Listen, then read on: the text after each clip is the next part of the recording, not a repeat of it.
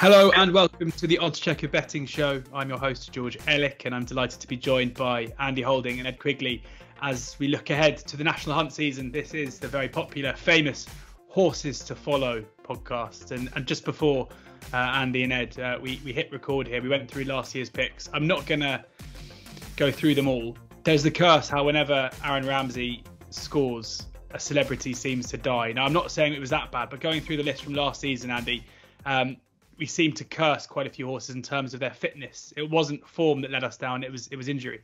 Yeah, exactly. Yeah, it was similar to the Liverpool midfield, wasn't it? Probably a better analogy. It was a bit of a tale of woe. My respect, really. Look back at the five that I put up, and I don't think they lasted until Christmas, any of them. So I think the five that I picked this year, that's I've only got to do better than that, and it's classed as a success. I mean, there's one very unlucky one where Buzz, I think, was favourite for the stayers when the injury occurred, and I know that how much that hurt. Yeah, I mean, that was a real body blow, wasn't it? It was, yeah. And given the way that the stayers hurdle category panned out throughout the season, it was always coming back to haunt me every time I was looking at those 3 mile races.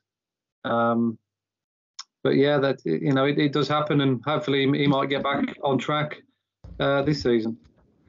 Yeah, absolutely. Yeah, and Ed, I was saying as well, I associate you with colder months with the winter, because when I see your face, it generally means that the jumps are back. I know you're just around the corner from Cheltenham. I know how excited you get, and you must be thrilled that we're back to the good stuff. Yeah, absolutely. Really looking forward to it, George. As you say, we just had that Chepstow meeting, less than a fortnight away from Cheltenham's October meeting, 3 weeks to Charlie Hall, 214 days, 8 minutes, 62 seconds to the festival. No, I'm joking, but yeah, it's all on the way, as you say. It's that nice crossover, isn't it? It's a really exciting time of year when you've got the back end of the flat season, and then we kick on into the jumpers. But as you say, all dreams are alive at this stage, aren't they? There's all loads of every train. I've been around a few yards recently, and every train has got the new horse in the yard that's going to win the Supreme by half the track. And as you say, it's an exciting time to dream. And yeah, as always, some fascinating encounters on the horizon, and some intriguing horses to do battle with this year. Yeah, absolutely. We've got to get into the horses. You picked 5 each, so we're going to have to get through 10 on this show in the next half an hour or so. And Andy, I'll start with you. And anyone who watched or listened to this show last season will remember there was a protagonist that wasn't myself or yourself. For the most part, it was Constitution Hill, who was put up on the show by Barry Geraghty before he'd even run, and then the rest, as they say, is history. One of the most exhilarating Supreme winners we've seen in recent history.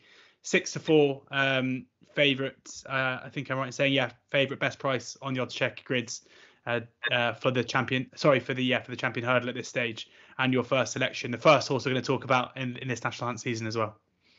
Well, I'm putting this up on behalf of Barry, really, to be honest. If he was here, I can imagine he'd be number one on his list, and we've got to thank the great man for pointing us in the direction of this fella before he even ran. I mean, he put him up at 40-1, didn't he, before he set foot on the racetrack, and he was brilliant first time out at Sandown, and he just continued his merry way through the season. But his performance, as you said, in the Supreme Novices hurdle was not only visually spectacular, but on the clock as well. That backed that up. We only got 2 horses throughout the entire season, novice-wise, both hurdles and over fences, running beyond an 80 time figure.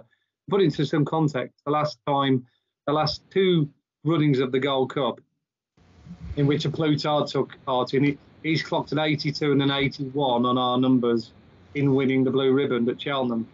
Constitution Hill did an 81 in the Supreme Novices, and comparing Honeysuckle's time figure of 71, it was looking. It basically quantifies to roughly around about a 20 length difference between one out of the other, and you can actually view it as well if you go back and do like the sectional times, or put the 2 races side by side. You can see how the Supreme Novices hurdle developed alongside the Champion hurdle. Just to put into some context, what Nicky Henderson's horse did to his horses in the novice race, and what he probably would have done to Honeysuckle had he been in the champion hurdle. I think that's the key, isn't it, going forward to this season? Honeysuckle, I think, has got to improve to keep tabs with the up-and-coming upstart.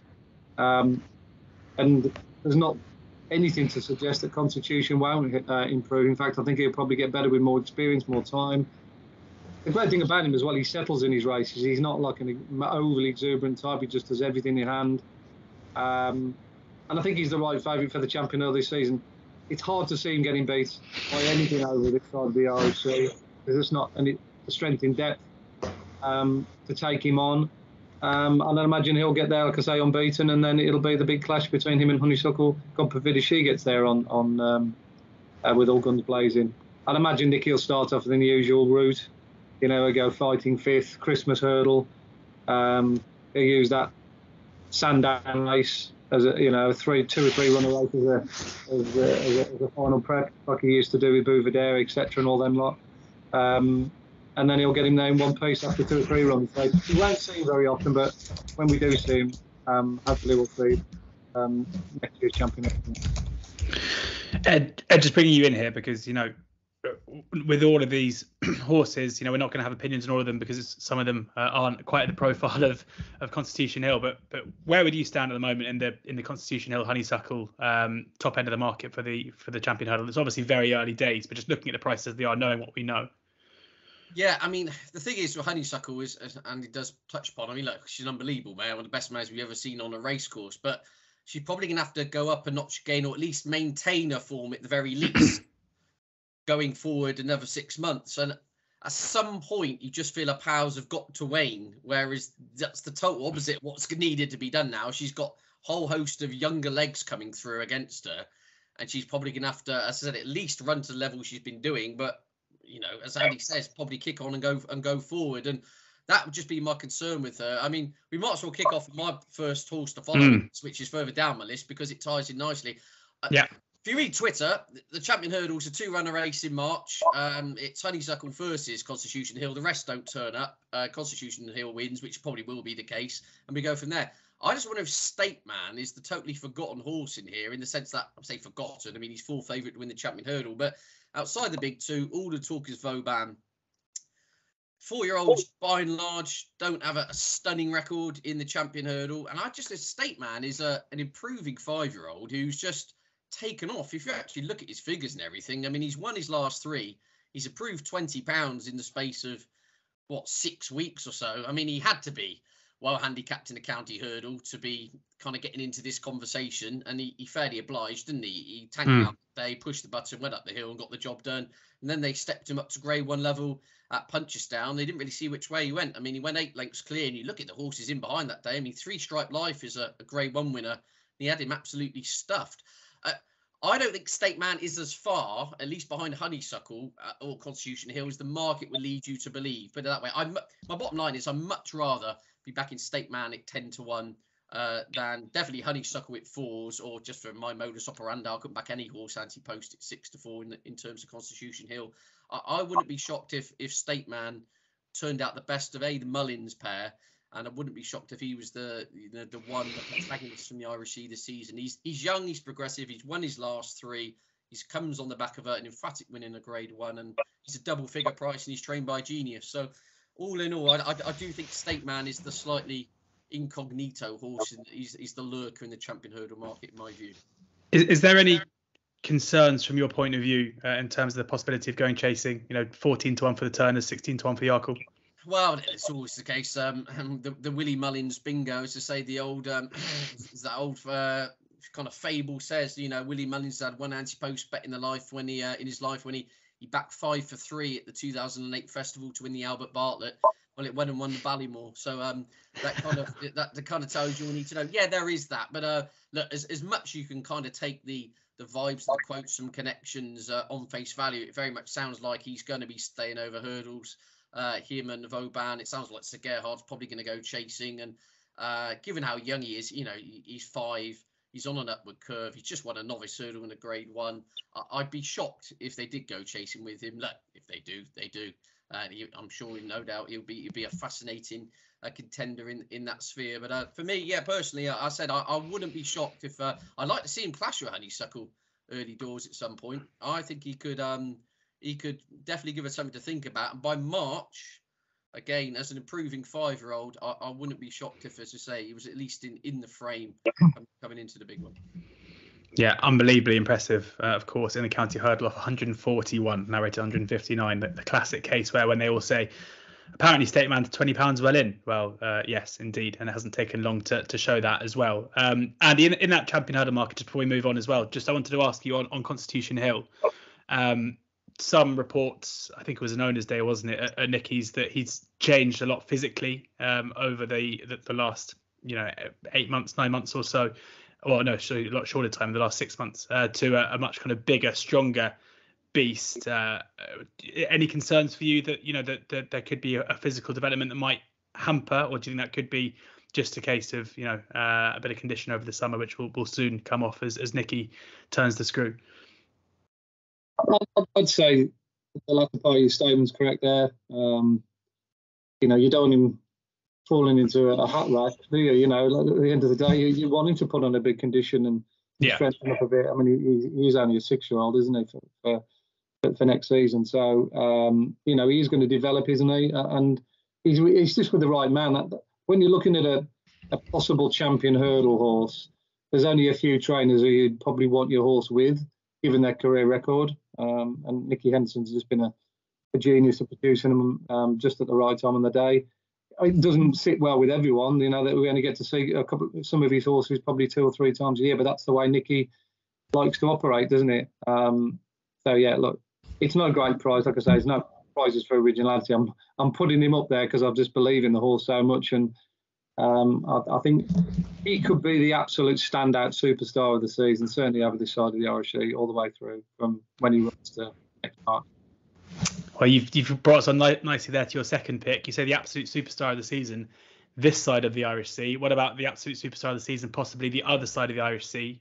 For those wondering, Andy, if you're just going to bring out just going to play all the hits, there are some that aren't quite such headline picks. But your second pick is Galopin Des Champs, the 7-2 favourite for the Gold Cup. Of course, fell famously in the Turners when the race was wrapped up, but followed that with an impressive 18-length victory at Fairyhouse a month later. And very, very hard to pick any holes here. Do you expect Galopin to go to Cheltenham in March still with that Gold Cup favourites tag?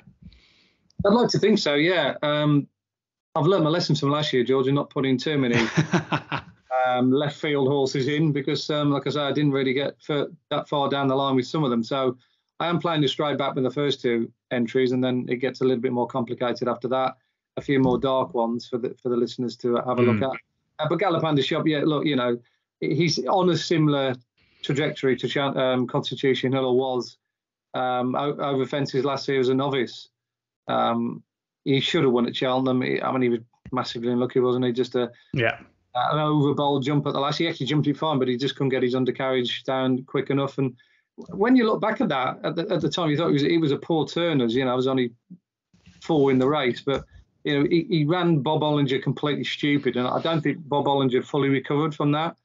It was a lot been in the ring with Klitschko, wasn't it? He completely and utterly punch-drunk him.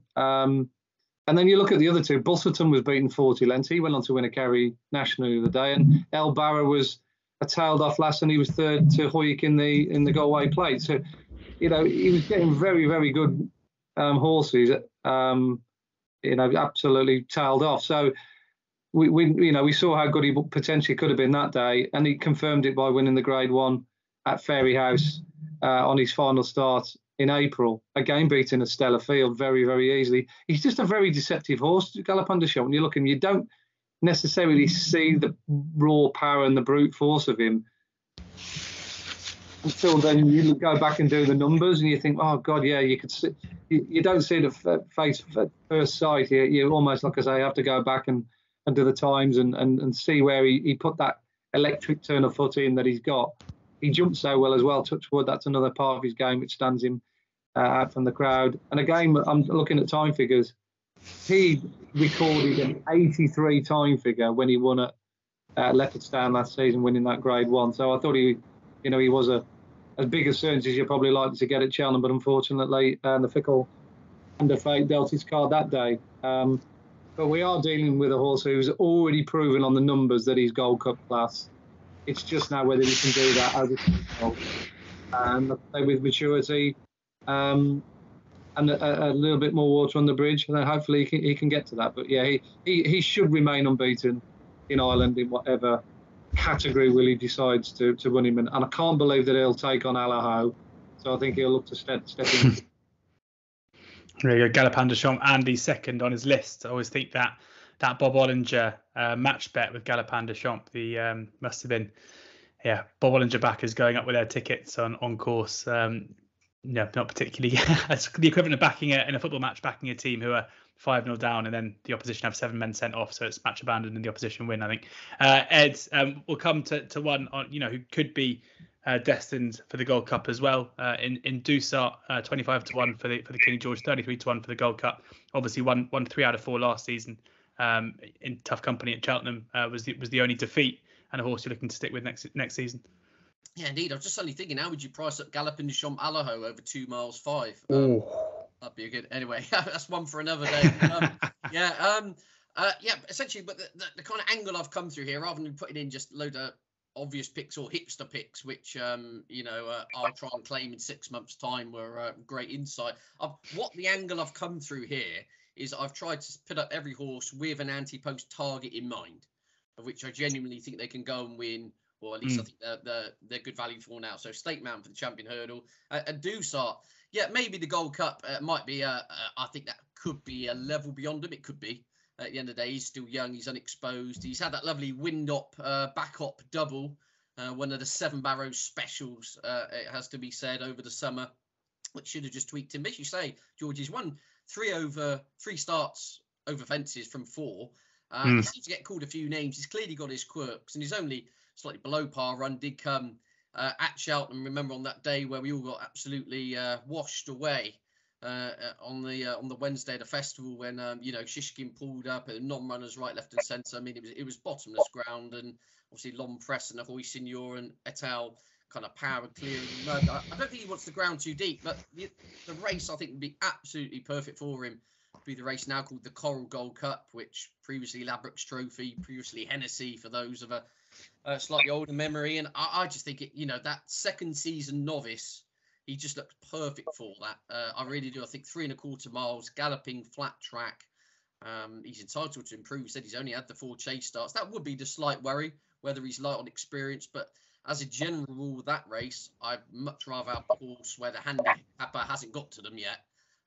And they've got mileage rather than more of the exposed type. I mean, of course, there's always, the rule can be broken, as we saw with Venetia's horse winning last year, for example. But Nick Jensen's kind of nominated this in Chantry House as his 2, which he's aiming at the Newbury race at the end of November. And given that, like Chantry House, probably a bit regressive, to put it politely, he'd be given, best part of half a stone to the likes of Dusart. I'd much rather be the younger, fresher leg. So I see he's 12-1 for the Newbury race. And Nicky Jensen's saying they might use a prep run over at the Charlie Hall meeting, or there's that Sandown race, isn't there, the first week of November, potentially as well, the intermediate chase as a prep run for it.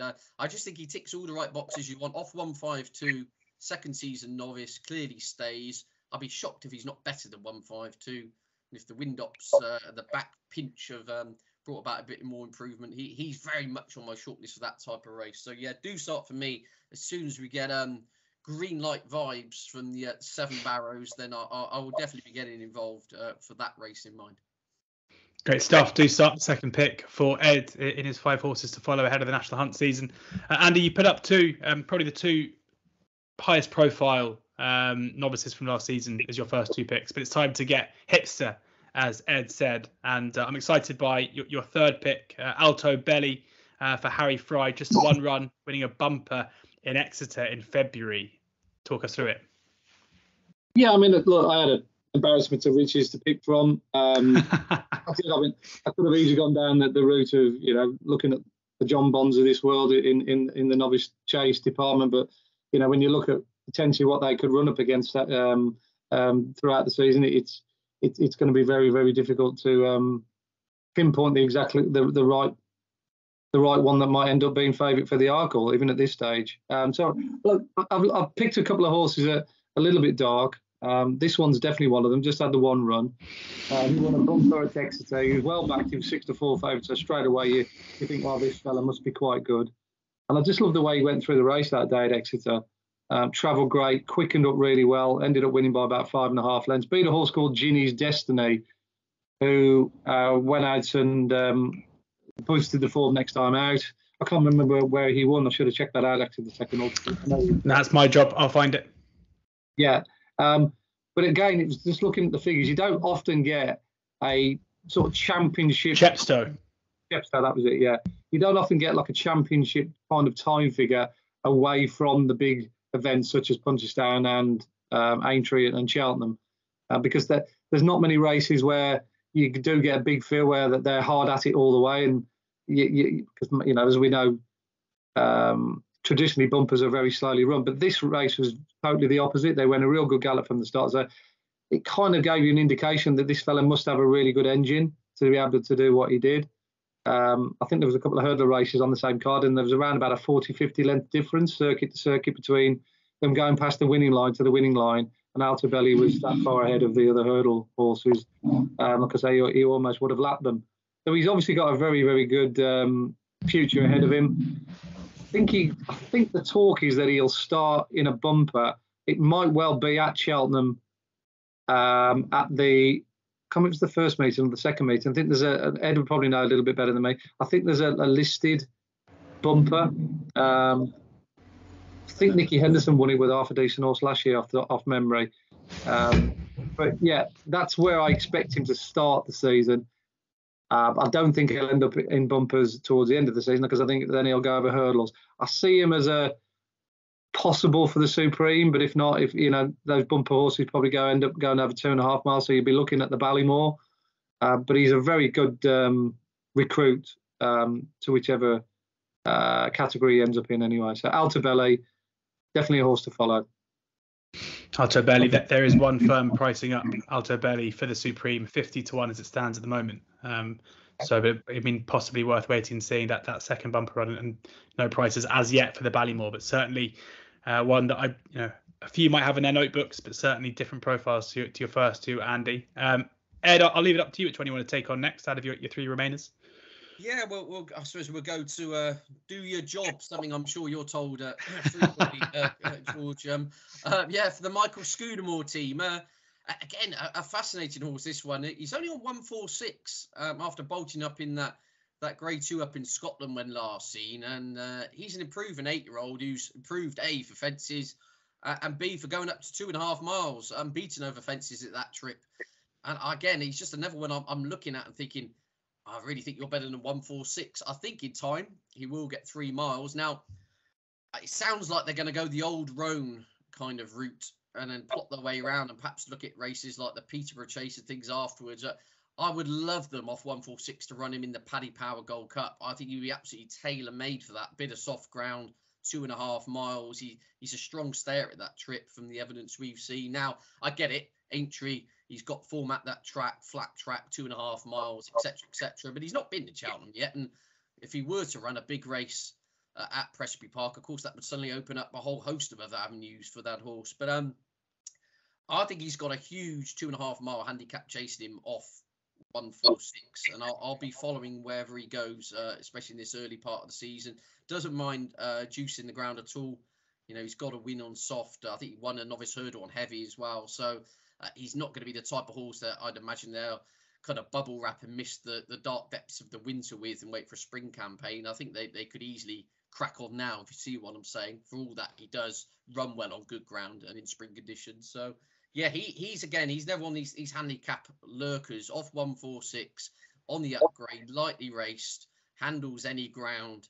I'd be fascinated to see where they go. Yeah, Old Roan looks, it sounds like that's where connections are aiming, but they said they want sufficient give underfoot at Aintree at the end of the month, and if that were not the case, they then would consider the Paddy Power Gold Cup at Cheltenham, and I think he could be dangerously well treated. All in all, if he goes to the Old Roan, I'll be backing him. But the wheelbarrow will be coming out if he lines up at Presby Park in November, because I think he could be a handicap lot still. Really like his profile. Lovely stuff there. Do your job. No prices at the moment for those races you mentioned, but one to stick in the tracker and wait to see which path they do choose. Progressive horse there for Michael Scudamore. Andy, your fourth horse, another lightly raced horse for Tom Lacey, won a bumper and then finished runner-up on heavy ground in the maiden, then went on to win. This is Operation Manor. Yeah, Operation Manor. Real dark on this one, even though he's won a couple of races. I see him, as Ed's already kind of like trying to get his crystal ball out with one or two horses further down the line. I see this horse an Albert Bartlett horse, even though he's only run over 2 miles up to now. He looks an absolute copper bottom stay as far as I can see. He's won on good ground, but he handles soft as he proved it when he ran well at Sandown, and then he slogged it out to win at Exeter. I just love his attitude, this fella. I've got a lot of time for the horse, but I've also got a lot of time for Tom Lacey. He seems to have a lot of horses that really do enjoy a battle. They're all pretty much a very hardy bunch of horses. And yeah, I'd imagine that he'd start the season off in handicaps. I think 115 is extremely lenient for this chap. I'll be astonished if he's not running grady races towards the back end of the season. Because where he'll start, I have no idea. What trip, I don't know either. But I could certainly see him going through the ranks and ending up, like I say, in one of those sort of trial races around the Christmas period. I think Tom Lacey's had a few horses of this similar kind of profile that have not quite got to Cheltenham as the way we thought they might, but I do think this fella will. So he's very much a chaser as well further down the line. You look at him, he's got plenty of size and scope. So long term, that's where I'll see him. But he is only a 6-year-old for now. So I think that good novice hurdles will be the route he'll go down this year, starting off possibly in a handicap and then working his way through. But he's exciting. And yeah, I'm quite looking forward to seeing when he runs because I'm not going to be missing him off that mark. Yeah, there we have it. Operation Manor, one to keep an eye out with another lenient mark there for Andy, his fourth selection for Tom Lacey there. Ed, you got two more. We've got a returning favourite from last season, which we'll leave to the end. So Pats Fancy, your next selection, fourth of 5. Yeah, absolutely. Rebecca Curtis trained. Again, I said about anti-post targets in mind with these types of horses. I said if you ever wanted a horse, in my view, that was tailor-made for the Welsh Grand National, this would be the one. Yes, he's slightly light on experience, but in layman's terms, soft ground in Chepstow, and this horse just absolutely comes alive. And I see he's 20-1 to win the big event in December. I want to wait and just get the bulletin from Rebecca Curtis that all is well and he's ticking over. But I'd be absolutely gobsmacked if they went anywhere else other than that race, because I don't see what would be the benefit of doing so, if you see what I'm saying. I mean, his form figures at Chepstow read 4-1-1, with that fourth coming on rattling quick ground, which they said they would never tackle again. And he's got 2 wins and 2 seconds on ground officially described as soft to heavy. And you just look at him from a handicapping point of view, he's off 1-4-2 now.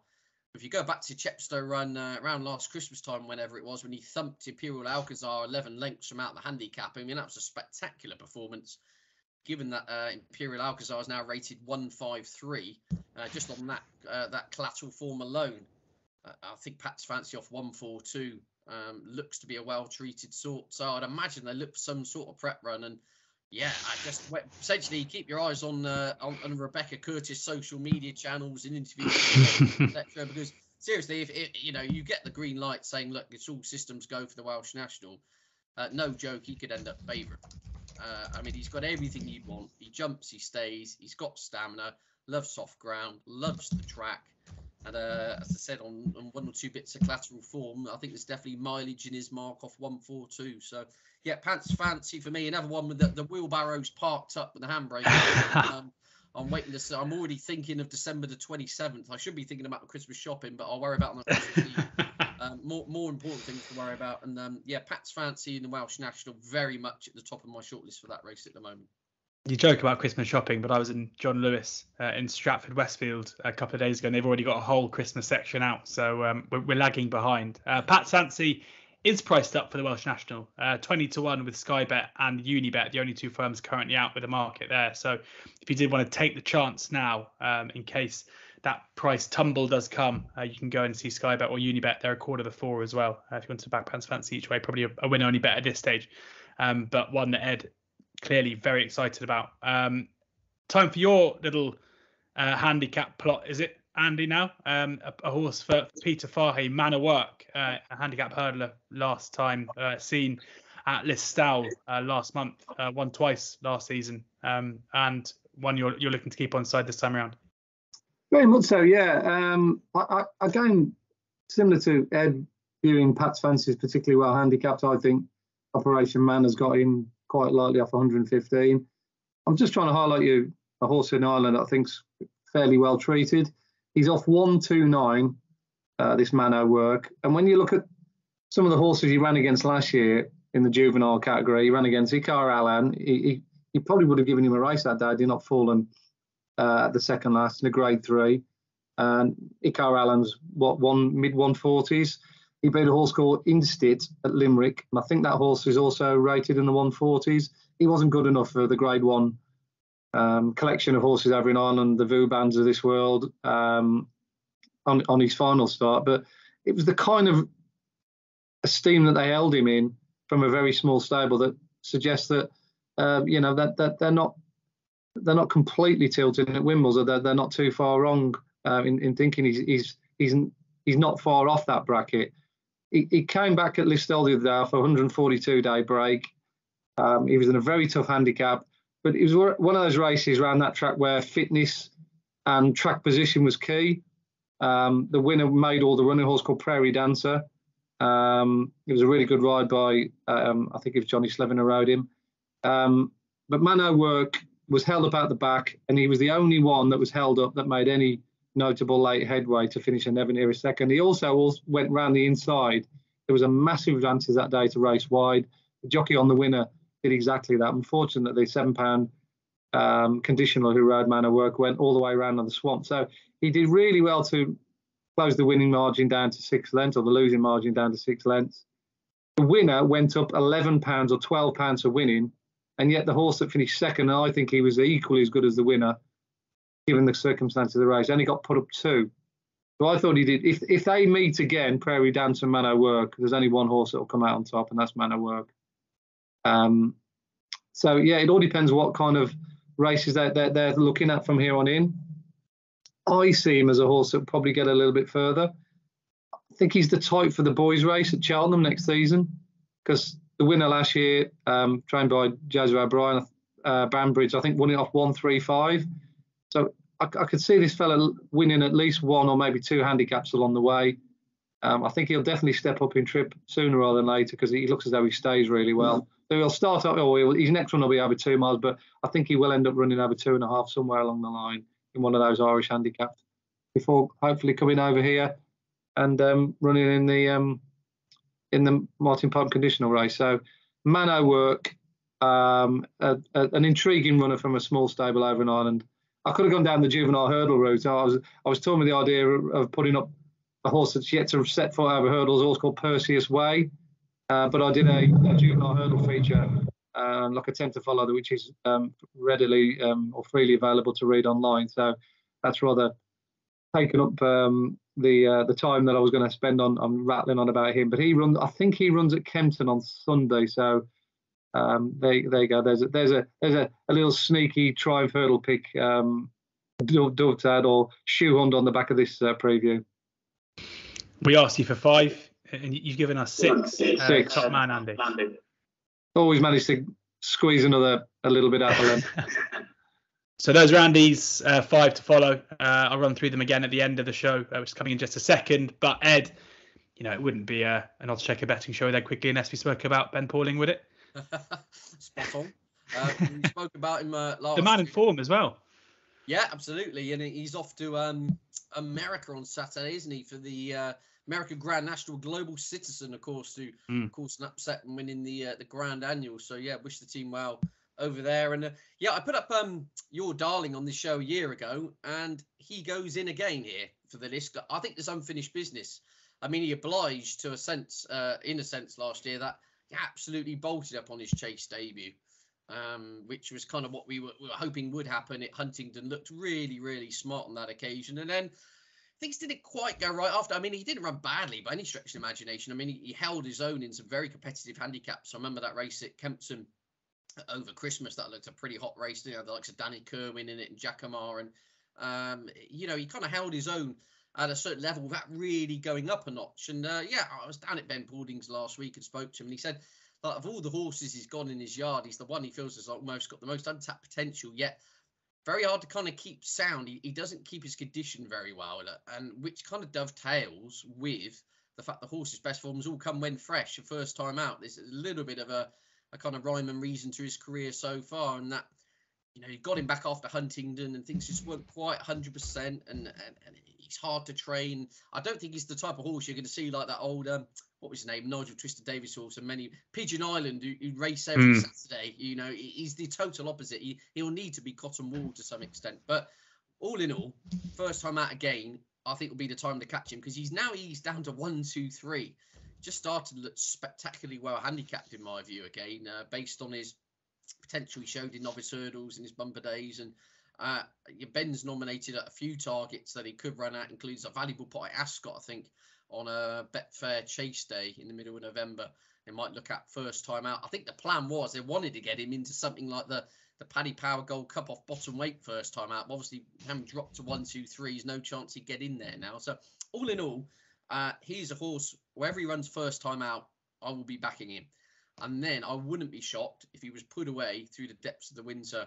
And then depending on how that goes, obviously, bring him back for a lofty target or tilt it something decent in the spring, essentially on the back of a big break. Because Ben just said, he's just a horse who's just, for whatever reason, there's just always a little niggle. There's something hard to keep with him. And he's a kitchen sink horse. Everything goes into it in terms of effort wise, and it takes a lot out of him. So I think you'll have big gaps between his races. And of course, he has moved, got his new setup now, Ben Paulding down at Norton, amongst the golf courses, hoping perhaps new surroundings. I mean, it's a state-of-the-art kind of arena there now, that perhaps he'll settle into those new kind of plush facilities, and that might help him in terms of his conditioning and his strengthening and maintaining his peak. But all in all, wherever he goes first time out, I wouldn't be shocked if they try and find a nice pot with him off bottom weight somewhere. Yeah, Your Darling very much be on the radar.